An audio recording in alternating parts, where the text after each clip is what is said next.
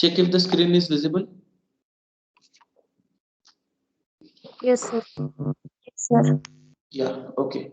So, very good morning, students. In the last lecture, we had seen a few more problems related to grammar, and then we have also discussed a theorem related to grammar in the last lecture. That is, if two languages L1 and L2 are contextual languages, then the language of their union, concatenation, and cleans are also contextual language. So, in this theorem, we have seen how we can construct the grammar for union. Then we had discussed how we can construct grammar for concatenation and then grammar for cleans. So if quickly if we recollect, for union it is basically S1 or S2. That production rule we add. In case of concatenation we add S1 S2, and in case of cleans we add a production rule, that is SK gives SK S1 or null. So this is how we had studied the theorem on that day. Based on this, if I try to write a grammar for a particular numerical, say for example, we are given a question that construct, suppose we have given a question that construct context free grammar for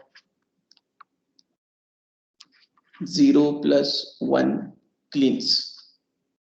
Okay, 0 plus 1 cleans. So now I can write my grammar like this. Say for example, A gives 0, then B gives 1. Okay, A gives 0 and B gives 1. So now I want to make union of 0 and 1. Now I want to make union of 0 and 1. So in case of union, if you remember, for union grammar, what we used to write? SU is S1 or S2, right? So here S1 grammar is nothing but grammar for A, and S2 grammar is nothing but grammar of B. So now here we get, if I want to write grammar now for 0 plus 1, this will be like, suppose C gives A or B. C gives A or B. So this gives me grammar for 0 plus 1. Now I want to write grammar for its cleans. Now I want to write grammar for its cleans. So it is basically C's cleans. So if you remember how we had written grammar for cleans, it was SK gives SK S1 or null. Now here our S1 is nothing but our C. Here now our S1 is nothing but our C. So if we try to write grammar for that now, it will be S gives suppose SC or null. S gives suppose SC or null. So overall my grammar will look like this. S gives SC or null. C gives A or B. A gives 0 and B gives 1. Where now my non-terminal symbols are S, C, A and B. Where my terminal symbols now are 0 and 1. And starting symbol of our grammar is S, which is a non-terminal. Which is a non-terminal. Is this numerical understood? How we constructed? So we have just applied the theorem. We have just applied the theorem. Yes, students, am I audible? Yes, sir. Yes, sir. Yeah. So the way we had written three rules for union, concatenation, and cleans, same thing we have applied here. Okay. So wherever union is there, we take union, like SU gives S1 or S2. Wherever concatenation we will find, we'll be writing it like SC gives S1 S2. And whenever we will have cleans, we'll write it in the form of SK gives SK S1 or null. So we can break down that problem into smaller parts and we can solve accordingly. So all of you can take down this problem in your notebooks. I'll wait for 1 minute and then we can proceed with the next article.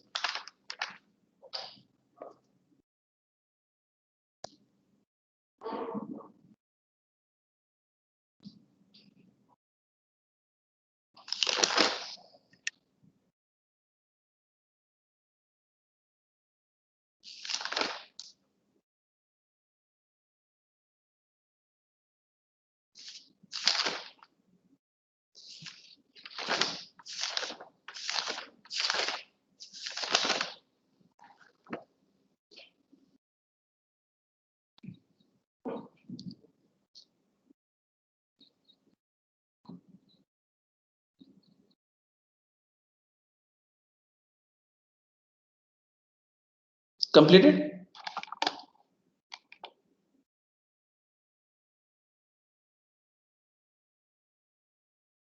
Hello? Yes, sir. Yes, sir. Yes, sir. Is it completed? Yes, sir. Yes, sir. Okay. So now let us see a new concept today. Okay. In grammar chapter itself, we are discussing grammar chapter itself. So let us see new article today, that is derivation. All of you just focus on what I am teaching now. Derivation. Dear students, when we used to write grammar, okay, whenever we used to write grammar, for any grammar, what we used to do, that once we construct the grammar four tuple, okay, once we construct the grammar four tuple, we used to take a string. Okay, we used to take a string.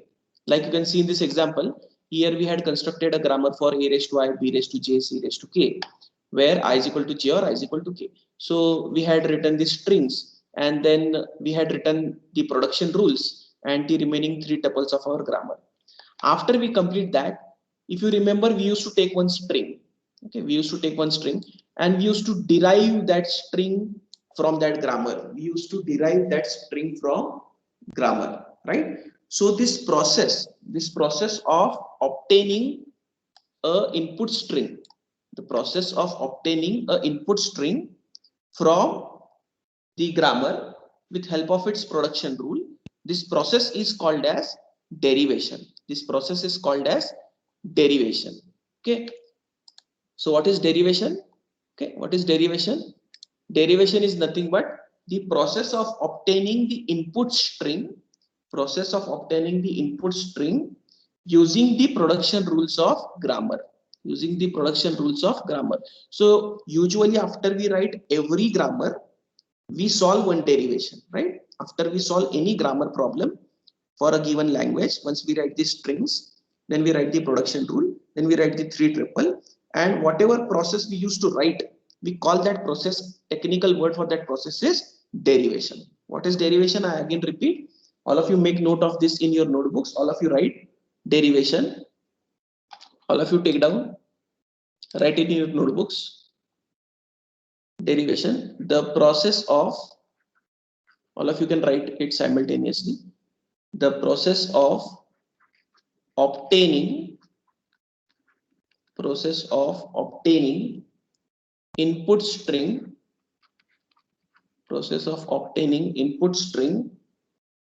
using the production rule of grammar,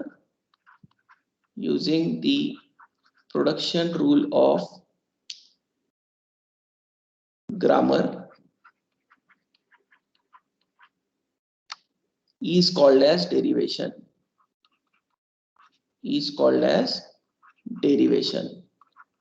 So what is derivation?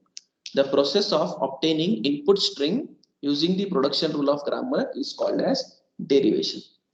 Now, my dear students, this derivation is of two types. All of you pay attention. It is of two types.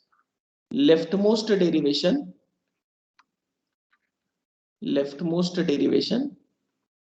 and second type is rightmost derivation. Leftmost derivation and second type is rightmost derivation. Let us try to understand meaning of this. What do you mean by leftmost derivation? What do you mean by rightmost derivation? So whenever we take a grammar, okay, whenever we write a grammar basically for a problem, then we try to check whether that particular string is getting accepted by that grammar or not by applying its production rule. And this process we call it as derivation. Now, while doing this derivation, if my focus is towards resolving the left hand side symbols of my string first and then move towards the right hand side of my string, then I call this process as leftmost derivation. I once again repeat, for a given grammar, we first write the production rules. Then we take one string. Then we try to solve derivation for that string. Now, while solving the derivation for that string, if my approach is to look at the left symbols first of that string and resolve them first, and then move towards the right hand side, then this approach is called as leftmost derivation. Similarly, if I try to resolve the right hand side symbol first and then move towards the left hand side, then this approach is called as rightmost derivation. I'll give you one quick example so that it will be easy for you to understand. Suppose I take a grammar of this form. Suppose E gives E plus E, okay, or E multiplied by E, or A or B. Suppose this is my given grammar. E gives E plus E, E multiplied by E gives A or B. So I have only one non-terminal in this grammar, that is capital E, and I have four terminals. My operators are also treated as terminal symbols. Okay, so plus, multiplication, A and B, all are my terminal symbols. Now, my dear students, if I ask you to solve a string, say for example, I'm solving a string A plus A multiplied by B. Suppose I'm solving this string. And for solving this string, suppose I write derivation like this. Suppose E gives E plus E. Okay, E gives E plus E. Okay, so what production rule I apply? I apply E gives E plus E. Next time I do E gives A. Next time I do E gives A. So this part is resolved. Then I write E gives E multiplied by E. E gives E multiplied by E. Okay. Then next time I write again E gives A. So this part is also resolved now. And finally then I'll have E gives B. E gives B. Did you understand this? What did I try to explain from this one? So yes, while resolving, my approach was how? My approach was to move from left to right. My approach was to move from left to right. I was trying to resolve the left hand side symbols first, and then I was moving towards the right hand side symbol. And then I was moving towards the right hand side symbol. So this approach is a leftmost derivation. This approach is leftmost derivation. Similarly, suppose I take another example over here. Okay. Suppose I write A plus A multiplied by B. But now how I do? Suppose I do E gives E multiplied by E. First I give E gives E multiplied by E. Then I do E gives B. Okay. Then I do E gives E plus E. Then I give E gives A. And again I give E gives A. So here if you see, here our approach was to first resolve that B, right? Then I was resolving that A, then A. So here my approach was rightmost derivation. My string was same.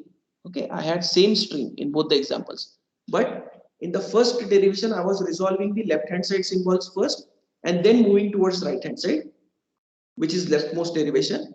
Whereas in the second example, I was resolving the right hand side symbols first and then moving towards left hand side. That was nothing but rightmost derivation. Is it clear, students? Yes. Are both the examples understood? Yes, sir. Yes, sir. Yes. So if I write the definition here for leftmost derivation, okay, what will be the definition for leftmost derivation? So a derivation in which the symbols on left hand side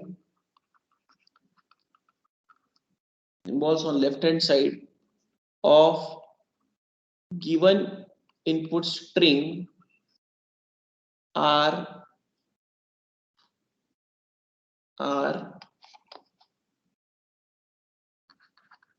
processed first, and then we move towards right hand side,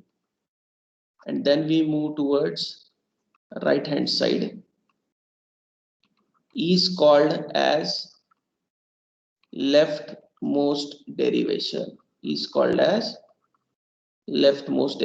the definition understood? What is definition of leftmost derivation? As a derivation in which symbols on left hand side of the given input string are processed first, and then we move towards the right hand side. This derivation is called as leftmost derivation. Simultaneously, what will be rightmost derivation? Definition? A derivation in which symbols on right hand side of given input strings are processed first, and then we move towards left hand side, is called as rightmost derivation. Is it understood, students? Yes, sir. Yeah, Yes, sir.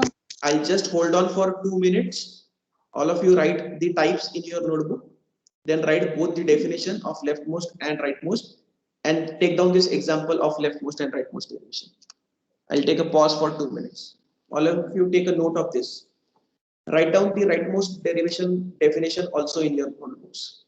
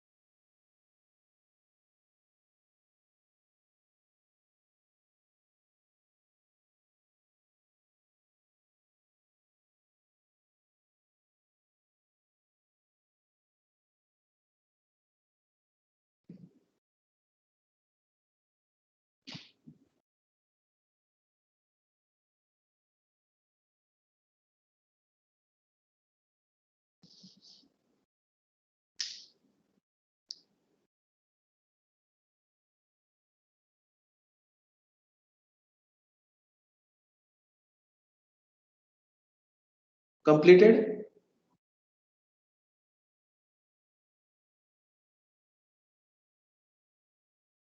Okay, I'll wait for 1 more minute.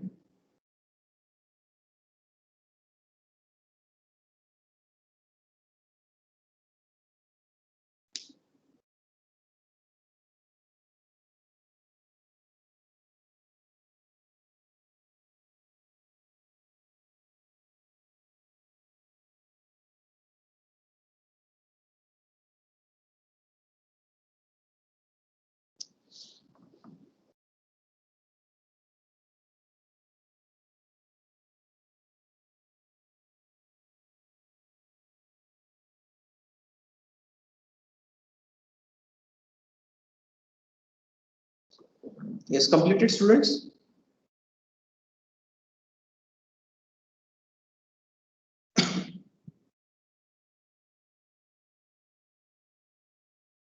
Hello, am I audible?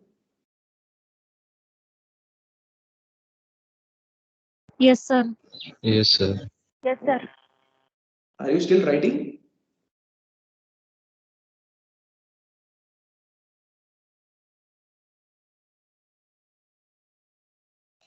Completed, sir. Okay.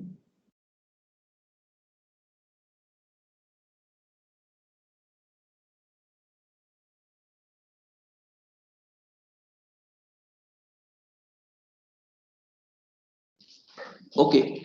So now students, have a look over here. Now if I try to if I try to graphically show this derivation process in the form of tree, suppose I am working out this leftmost derivation first.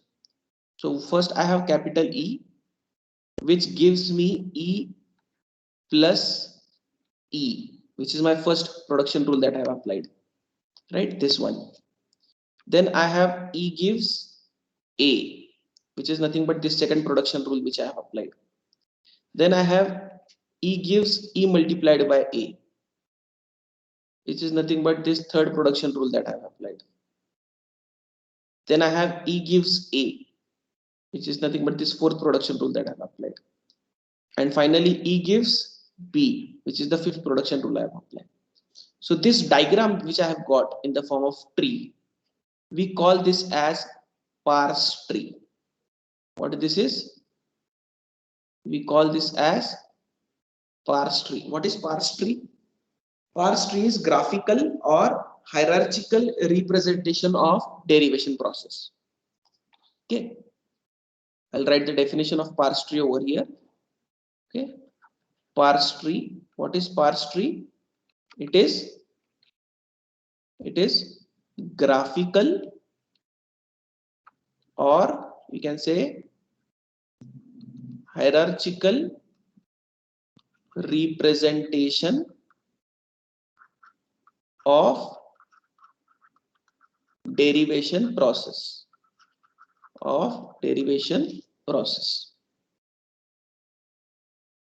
Similarly, I can have for this rightmost derivation also. How I'll have my parse tree for this derivation? E gives E multiplied by E, which is my first production rule that I have applied. Then I have applied E gives B, right? Then I have applied E gives E plus E, right? Then I have applied E gives A. Then again I have applied E gives A. Is it understood, students, what is parse tree? Yes, sir. Yeah, take down the definition and the parse tree for both these examples, leftmost and rightmost derivation.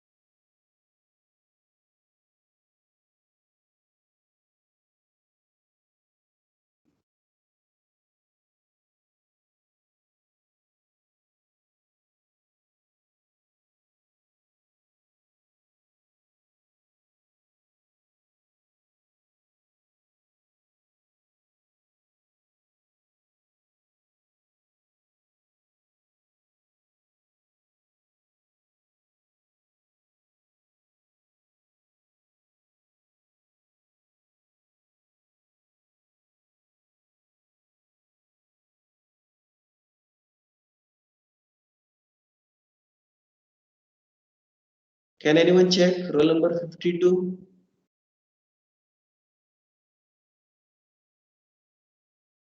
Am I audible, students?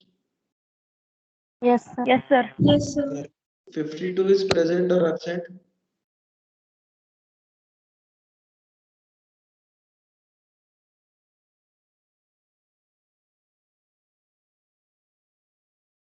Can anyone check and let me know 52 is present or absent?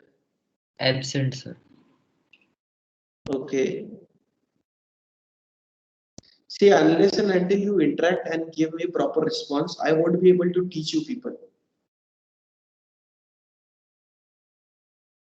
The lecture has to be interactive. Voluntarily, you people should unmute and speak whenever I ask.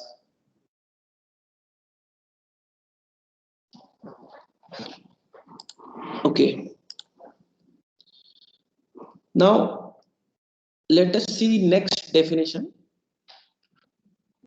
Let us see next definition. Ambiguous grammars. Ambiguous grammars. All of you pay attention. Very important concept. Ambiguous grammars. Now, what do I mean by ambiguous grammar? Suppose for one given grammar, if you have a string, which is able to produce two different parse trees for same type of derivation process. Then we call that grammar as ambiguous grammar. I repeat it once again. For a given grammar, if you have a input string, one input string is also sufficient. Okay. So for a given grammar, if you have one input string which is able to produce multiple parse trees. See, I am getting multiple parse trees, but for same type of derivation process. This is very important. For same type of derivation process, then we call that grammar as ambiguous grammar. See, in the earlier example, when I constructed parse trees, I got two different parse trees over here. But are they for same type of derivation process? No. In this example, the left hand side parse tree is a parse tree of leftmost derivation, whereas the right hand side tree is the parse tree of rightmost derivation. So on basis of these diagrams, I cannot comment that this grammar is an ambiguous grammar. Are you getting this? Did you understand the meaning of ambiguous grammar now? Yes, sir. So for ambiguous grammar, for that given grammar, if you are able to find one input string is also sufficient, which is able to give you multiple parse trees. Multiple means more than two or more than two. Okay, but for same type of derivation process. So if you take a leftmost derivation for one string, if you are getting two trees for leftmost derivation only for that given grammar, then we call that grammar as ambiguous grammar. Let us write down the definition first for ambiguous grammar. All of you make note of this definition in your notebooks. Ambiguous grammar. Write down the definition. So what is ambiguous?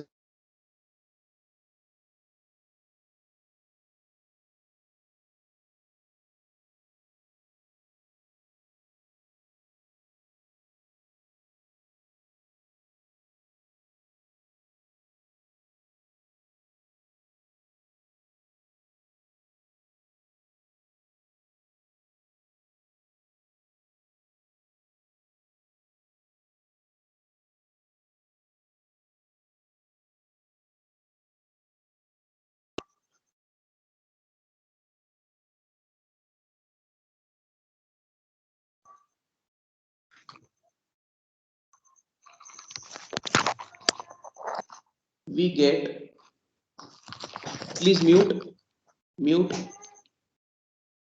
We get multiple parse tree. And very important, for same type of derivation process.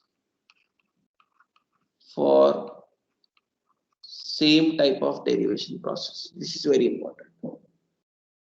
For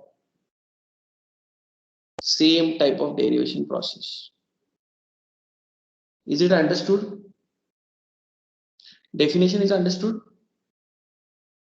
Yes, sir. Yeah. So I'll give you an example. Suppose take the same grammar which I had taken in the earlier slide. So E multiplied. Sorry. E gives E plus E multiplied by E gives A or B. Now just have a look over here, students.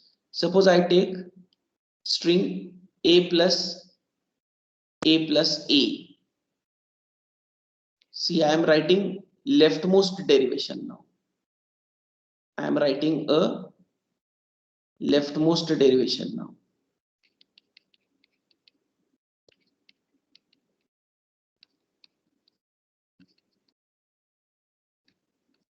So this is one leftmost derivation which I have constructed, in which the corresponding parse tree looks like this.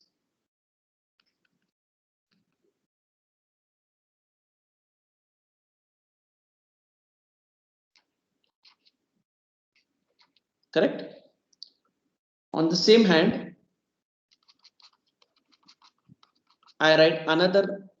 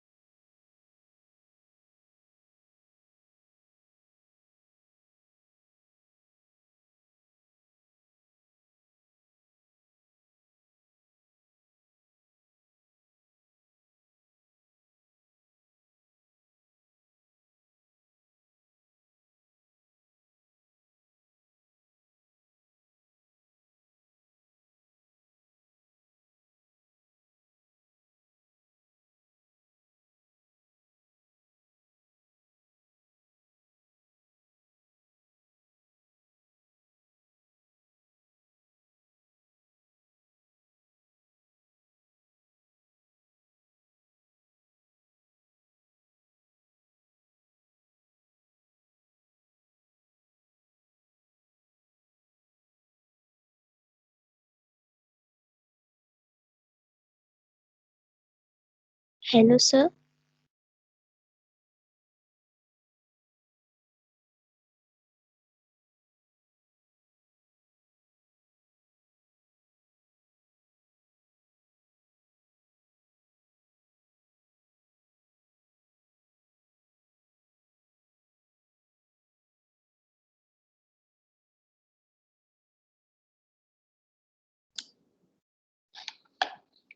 Yeah, there was a connectivity issue at my end. Am I audible now? Yes, sir. Yes, sir. Okay, are you able to see my screen? Yes, sir. Yes, sir. Yeah. So, so here you can see there are two leftmost derivations. Okay, for the same string. In both, you can see the symbols are resolved from left to right. So now we can term this grammar as ambiguous grammar. All of you can take down this example in your notebook for ambiguous grammar, string, and both the trees for and both the derivations.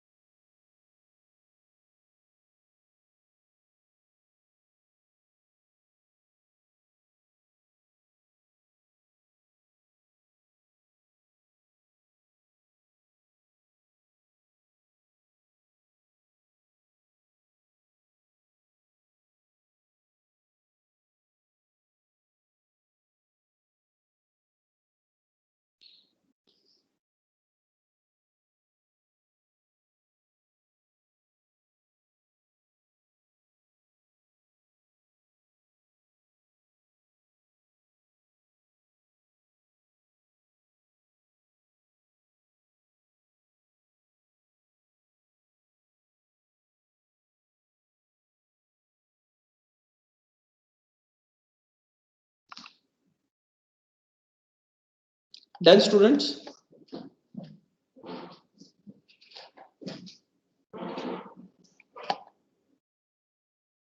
Yes. Yes, sir. Yeah. So now these ambiguous grammars uh, are not good for the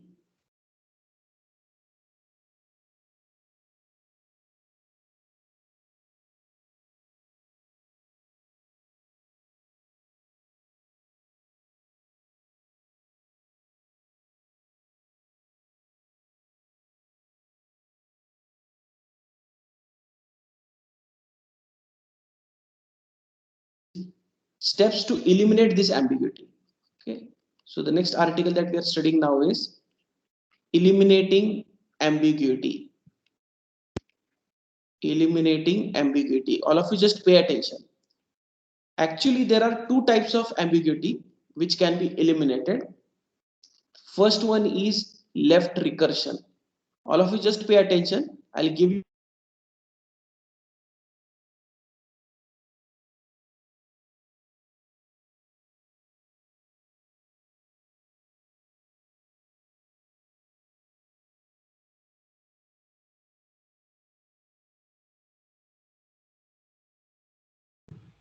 Hello, sir.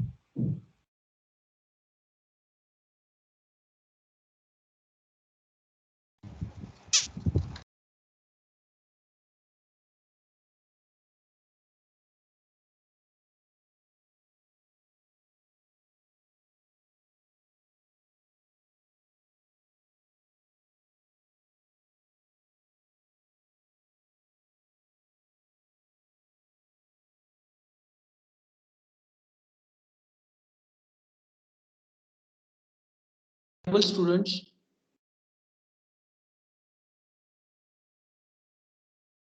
No, sir. Yes, sir.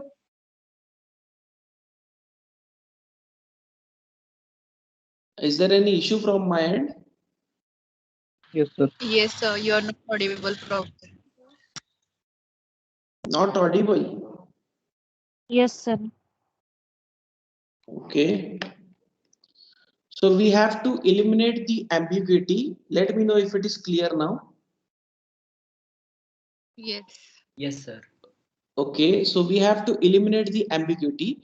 This ambiguity is of two types. So first ambiguity elimination is elimination of left recursion. Now what do you mean by left recursion? A grammar is said to be left recursive if the production rule in that grammar is of form A gives A alpha or beta. If the grammar production rules are of form A gives A alpha or beta. Now, what do you mean by A? A is a non-terminal. We all know capital letter symbols are non-terminal symbols. And what is alpha and beta? Alpha and beta are any combinations of terminals and non-terminals. Alpha and beta are any combinations of terminals and non-terminals. So what this indicate? This indicate that if in my given grammar, I have a production rule for a particular non-terminal, if I have a production rule for a particular non-terminal, and for the production rule of that non-terminal, the right hand side is also starting with the same non-terminal.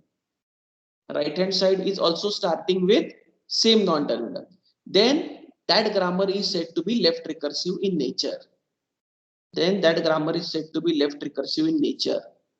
Am I audible, students? Yes, sir. Yes, sir. Yeah. So for that grammar, if I'm writing a production rule and whatever non-terminal I'm having, same non-terminal is getting repeated as the first symbol on the right hand side. After that, I can have anything, right? So such grammar is said to be left recursive in nature. Now, for removing this left recursion, what we do? We replace this grammar production rule by A gives beta A dash and A dash gives alpha, a dash or null. So this is the rule for eliminating the left recursion. This is the rule that A gives A alpha or beta will be replaced by A gives beta A dash gives alpha A dash or null. So what will be this A dash? This A dash is a new non-terminal that we have constructed. This A dash is nothing but new non-terminal that we have constructed. Okay, I'll give you an example so that it will be understood to you. Suppose if I take a grammar, E gives E plus T or T, T gives T multiplied by F or F gives bracket E or ID. Suppose this is my given grammar. So these are total 6 production rules. E has 2 production rules, T has 2 production rules, and F has 2 production rules. Now, if you see the production rule of E, on right hand side it is starting again with E.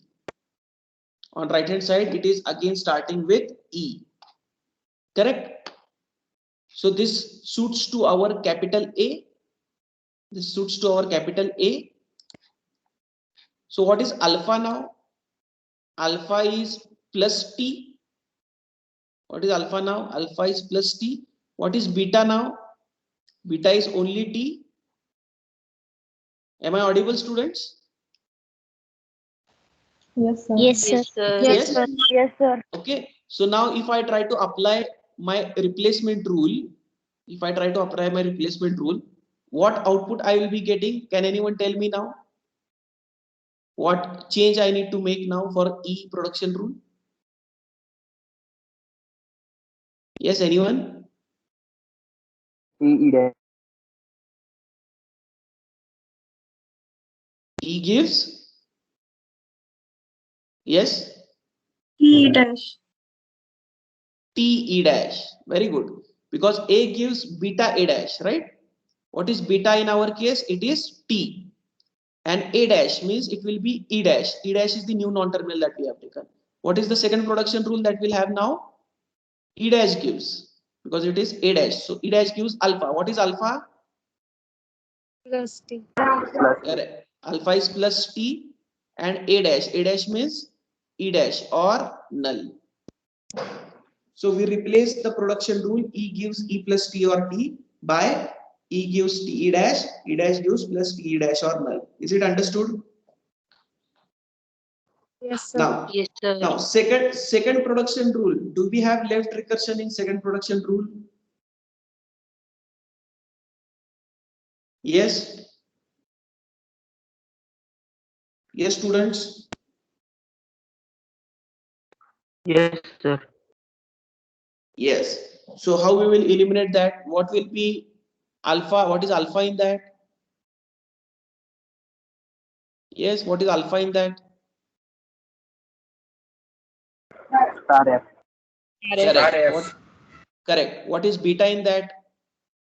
F. What is A is T. So that production will be replaced as T gives beta A dash. Beta A dash means FT dash. And T dash gives alpha. Alpha means star F. T dash or null. Is it clear? Am I audible? Yes, sir. Yes, sir. Yes, sir. Yes. Now, third production rule. Whether this third production rule is having any left recursion?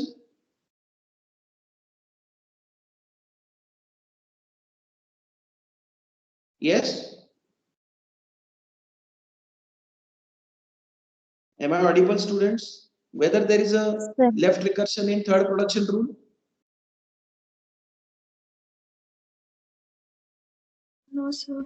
No, sir. No. Correct. We don't have anything like F gives and it is starting with F, right? So there is no left recursion in third production rule.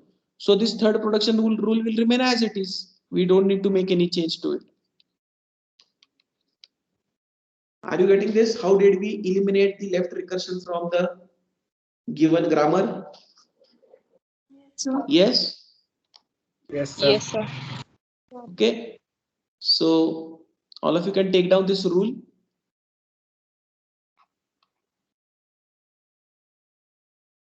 If given grammar is having production rule of form A gives A alpha or beta, where A is a non-terminal, alpha and beta is any combinations of terminals and non-terminals, then replace it by this one for eliminating left recursion. All of you take down this rule and this example in your notebooks. I'll wait for 2 minutes.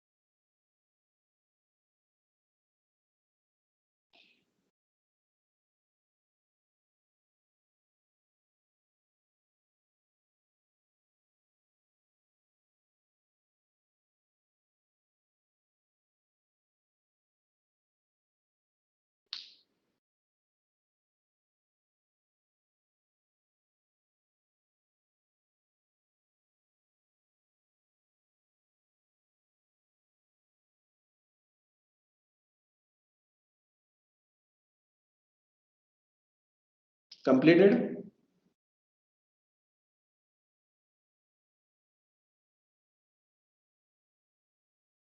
Yes, sir. Yes, sir. Okay. Now, second type of ambiguity that may be there, which has to be eliminated, is left factoring. All of you pay attention. I'll give you time for writing it in your notebooks. Now, what is left factoring? Suppose your given grammar is having production rule of forms. A gives alpha beta 1 or alpha beta 2, where now A is a non-terminal, alpha beta 1 and beta 2 are any combinations of terminals and non-terminals.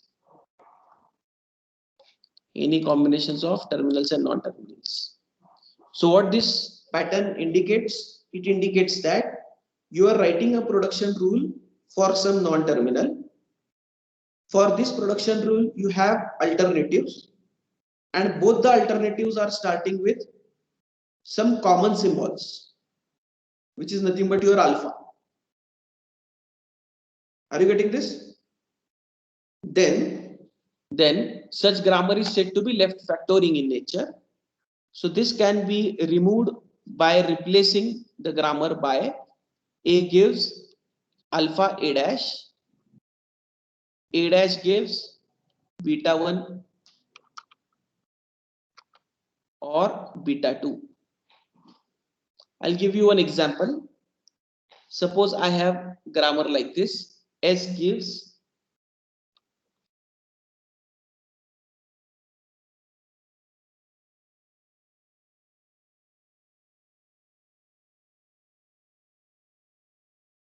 suppose this is my given grammar. This grammar is for if else statement. We have seen if statement, right? If statement, if else statement in programming language. So some example is taken over here. If expression then statement, and if can also come with else. If expression then statement, else statement. Are you getting this? Now this suits to our left factoring. This suits to our this part. Which part? This much part suits to our left factoring. What is alpha in that? What is common? If expression then statement. Correct? What is beta 1? everything is removed from here. So beta 1 will be null. What is beta 2? It is else statement. Beta 2 is else statement. So if I now try to eliminate the ambiguity, correct? How it will be? S gives alpha A dash. What is alpha? If expression, then statement. And A dash. A dash means S dash. And what is S dash? Beta 1 or beta 2. So I can write like this, else statement or null. The other two grammar rules, S gives A and E gives B, will remain as it is. S gives A and E gives B, will remain as it is. So this is how we have removed the left factorial. Is the example understood? Yes, sir. Yeah, all of you take note of this example in your notebooks. First write down the rule, then we have to replace it by what, that write down that rule and then take down the example.